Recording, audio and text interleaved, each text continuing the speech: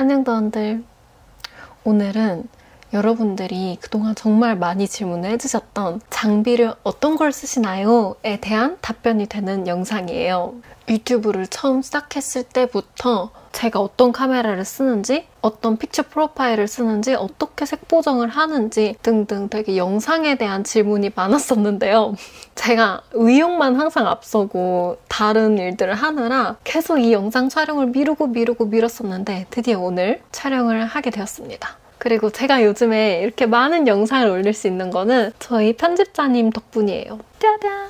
오늘은 그중에서도 제가 어떤 카메라로 유튜브를 시작했고 어쩌다가 다른 카메라도 구입을 했고 이 카메라의 장점은 뭔지 단점은 뭔지까지 같이 얘기를 나눠보려고 합니다. 우선 저를 엄청 오래전부터 구독하신 분들은 아시겠지만 제 첫 번째 카메라는 더던 이 친구였습니다. 소니 RX-제로 마크2예요. 되게 작죠? 본체가 이거고 이거는 제가 브이로그용 그립이라고 따로 구매를 한 거예요.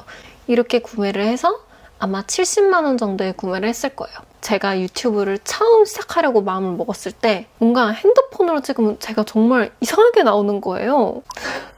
저는 카메라로 저를 봤을 때 왜곡 없이 나와가지고 장비에 돈을 투자를 해야겠다라고 생각을 하면서 카메라를 구입을 한 건데 그때 저는 카메라고 뭐고 아무것도 모르는 학생이었거든요. 그러다 보니까 큰 카메라를 이렇게 구입을 해가지고 안녕하세요, 저입니다. 약간 이러기가 쉽지 않고 부끄러웠어요. 그래서 작은 카메라를 사야지 하면서 알아보다가 어머니 아버지께서 항상 어렸을 때부터 모르면 대기업 거 사라 이러셨거든요. 그래서 작은 카메라 중에서도 소니라는 기업을 선택해서 RX-제로 마크2 카메라를 구입을 하게 되었습니다. 되게 신기하게 생겼죠?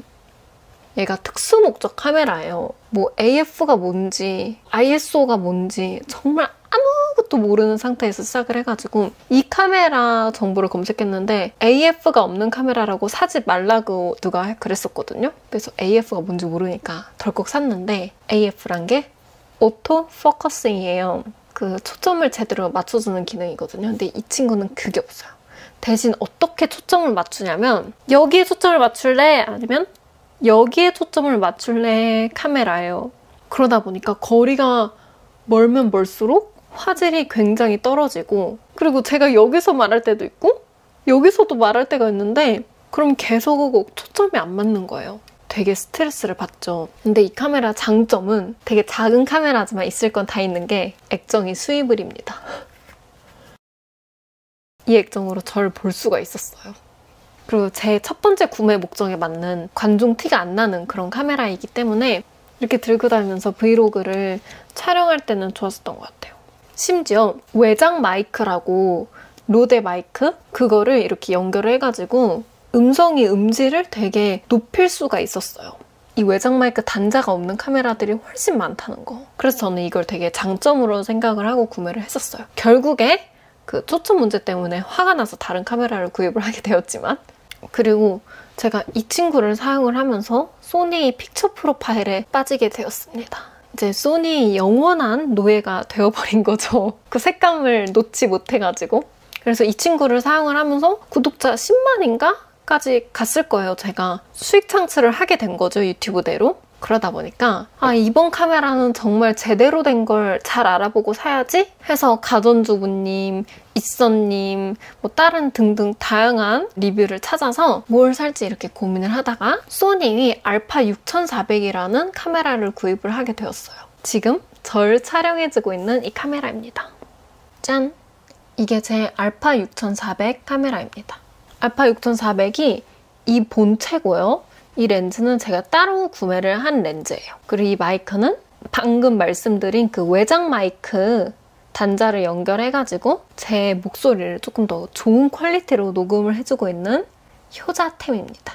어쨌든 본체 자체는 되게 작아요. 저는 다음 카메라로 이 본체와 이 35mm 단렌즈를 구매를 했습니다. 이 마운트 소니 35mm f1.8 렌즈예요. 소니 알파 6400을 구매를 할 때는 따로 줌렌즈로 묶어서 판매를 하시는데 저는 줌렌즈를 사용할 일이 별로 없었어요. 제가 촬영을 할 때는 보통 카페에서 그냥 고정해놓고 찍는 편이어서 줌렌즈는 화각을 되게 다양하게 변경할 수 있지만 크잖아요. 그래서 저는 다양한 화각은 필요 없다. 내 얼굴이 예쁘게 담기는 35mm 렌즈, 그리고 보케가 좀 잘 날아가는 그런 화각을 사용을 하고 싶다 해서 이렇게 알파 6400 단품이랑 이 35mm를 따로 구매를 해주었습니다. 또 제가 중요하게 생각하는 게 보케 효과라고 뒷 배경이 날아가잖아요? 이런 효과를 되게 중요하게 생각하는데 줌렌즈가 그런 보케를 가지려면은 되게 비싸더라고요. 근데 이 35mm 단렌즈를 사용을 하다가 이게 화각이 너무 답답한 게 저 스스로 느껴지는 거예요. 카페 영상을 보면서. 케이크 촬영하거나 뭐 음료 촬영하거나 할 때 너무 예쁘고 아름답게 찍히는데 뭔가 답답한 느낌? 그래서 다음으로 구매를 한 게 짠! 이 팬케이크 렌즈예요. 얘가 35mm 단렌즈고요. 얘는 20mm 단렌즈입니다. 이마운트 f2.8 20mm 단렌즈인데요. 얘는 되게 저렴했던 걸로 기억이 나는데요.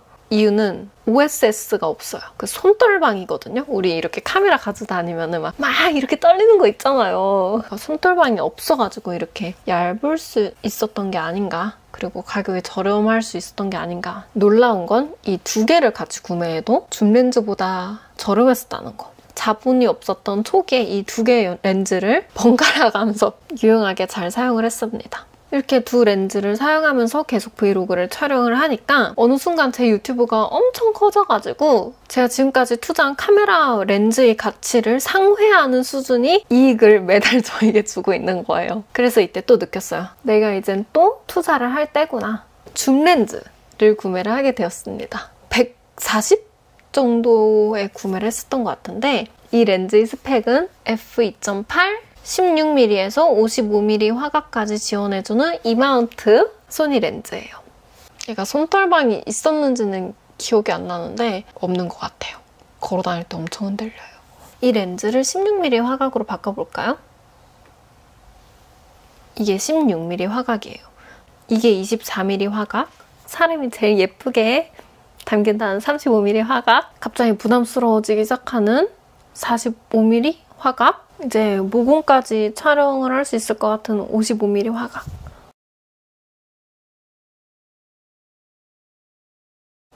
무슨 말 하고 있었지? 그래서 그때부터 저는 계속 메인 카메라로 알파 6400과 방금 말씀드린 이 렌즈를 결합을 해가지고 사용을 하고 있었어요. 그렇게 카페 브이로그를 촬영하던 어느 날 제가 카메라를 여기다가 놓고 뭘 찍고 또 이렇게 옮겨서 또 찍고 하는데 갑자기 너무 힘든 거예요. 뭐 주문을 받으면 빨리 얘를 나가야 되는데 영상을 찍겠다고 이러고 있으니까 시간이 걸리는 거예요. 서브 카메라가 있으면 참 좋겠구나. 짠! 이 친구를 구매를 하게 되었습니다. 소니 RX100 마크 6예요. 하이엔드 카메라고요. 전원 버튼을 누르면 카메라가 이렇게 톡 튀어나와요. 한 110만 원에 렌즈까지 일체형이니까 되게 좋더라고요. 보케? 이런 건 기대하기 좀 힘들어요. 제가 항상 영상을 4K라고 Full HD 4배 해상도로 촬영을 하는데 얘가 4K로 촬영을 할 수 있는 스펙이더라고요. 그래서 잘 알아보지도 않고 4K까지 촬영이 된다고 하고 구매를 했는데 이게 웬걸. 4K는 5분 촬영밖에 안 돼요.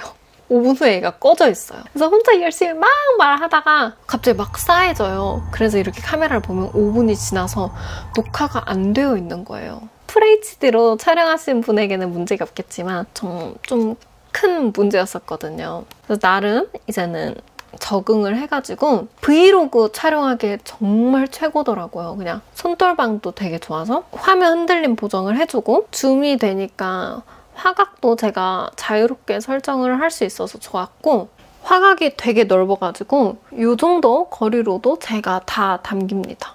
얼굴 왜곡도 별로 없어가지고 브이로그용으로 잘 사용을 하고 있는 카메라입니다. 또 제가 댓글이나 DM으로 가장 많이 받았던 질문 중에 하나가 왜 소니만 사용하세요? 캐논은 왜 사용을 안 하세요? 라는 질문이 있었는데 저도 캐논을 사용을 해보고 싶어요. 그런데 계속 소니를 사게 된 이유가 뭐냐면 색감이랑 포커스. 캐논을 사용하는 주변인들 말씀을 들어보니까 초점을 못 잡아가지고 가끔 너무 화가 난다고 하시더라고요. 소니보다는 캐논 색감이 조금 더 따뜻하잖아요? 물론 이거는 후보정을 할 줄 아시는 분들에게는 상관이 없긴 한데 그 문제로 계속 저는 소니 제품을 구매를 했어요. 이쯤 되면 소니가 저한테 광고 한번 줄여는데 아닌가? 하여튼 카페에서 촬영을 할 때 서브 카메라로 이용을 하기 위해서 이 삼각대 이렇게 메인 카메라가 담지 못하는 다른 각도에서의 저를 촬영을 합니다. 이렇게 각도가 달라지는 것만으로도 영상의 퀄리티가 조금 더 올라가는 그런 느낌이 나는 것 같아요. 이번에 새로 ZV-1이 나왔더라고요. 그 유튜버들을 위한 하이엔드 카메라? 약간 이런 식으로 홍보를 하시면서 그래서 저는 이 카메라를 사겠다고 하시는 분들은 말리고 그 카메라를 구입을 하시라고 얘기를 하고 다니거든요. 이유가 그 카메라는 외장 마이크 그 단자가 있어요. 이 카메라보다는 훨씬 깔끔히 제가 말하는 걸 이런 걸 녹음을 해준다는 거. 물론 저처럼 이렇게 따로 마이크를 들고 다니면 상관이 없겠지만 유튜브를 처음 시작하는 분들은 장비 하나하나가 다 이거잖아요. 그래서 이왕 구매하실 거면은 다 갖춰져 있는 걸 구매를 하시는 걸 추천을 드리죠. 그리고 제 메인 카메라 설명이 아직 끝나지 않았는데 알파 6400 본체에 엄청 커다란 렌즈를 연결했고 밑에서 보면은 이 그립이 따로 있어요. 외장 마이크를 이렇게 카메라에 연결을 해서 목소리가 좀 더 잘 들어갈 수 있도록 지향성 마이크를 이렇게 달아주었고요. 밑에는 삼각대인데 이 삼각대가 따로 있고 여기는 볼헤드라고 제가 조금 더 각도를 조정하기 편하도록 따로 구매를 한 제품이에요. 이것만 10만 원 했나 5만 원 했나? 얘를 따로 구매를 한 이유가 카메라 이 높이가 굉장히 중요해요. 안 그러면은 저를 이렇게 밑에서 위로 봐야 되는 불상사가 발생을 하거든요. 여기까지 삼각대가 끝나는데 여기 위에 따로 얘를 구매를 해서 높이를 높여줬습니다. 그리고 얘가 생각보다 이 부분이 약해요. 그래서 최대한 이 부분을 건드리지 않고 여기서 각도를 조정을 해서 사용을 하고 있어요. 이 부분을 조정을 해서 좀 더 길게 한 다음에 더 높은 삼각대로 사용할 수 있어요. 이 부분을 조정해서 발을 좀 더 넓고 안정적이게 사용을 할 수 있어요. 이 삼각대는 맨프로토라는 회사의 삼각대인데요. 저는 이 메인 카메라에 달 하나, 이 서브 카메라에 달 하나를 이렇게 구매를 했습니다. 이 맨프로토 삼각대가 편한 게 방금처럼 이렇게 삼각대로 활용을 할 수도 있고 브이로그 그립처럼 이렇게 잡고 이렇게 절 촬영을 할 수 있어서 좋더라고요. 되게 화각이 넓어졌죠. 제가 지금까지 소개해드렸던 제품들 정보는 더보기란에도 적어놓을 테니까 아, 조회는 이런 걸 사용을 하는구나 하고 가볍게 이렇게 들어주시면 너무 좋을 것 같아요. 어쨌든 가장 많은 질문을 받았었던 카메라 장비 털기 영상을 드디어 끝을 냈네요. 또 편집을 어떻게 하시는지에 대한 질문도 많이 받았었는데 그것도 이렇게 한번 촬영을 해보도록 하겠습니다. 그럼 이번 영상이 좀 도움이 많이 되었다면 좋겠고요. 그럼 우리는 다음 영상에서 만나요.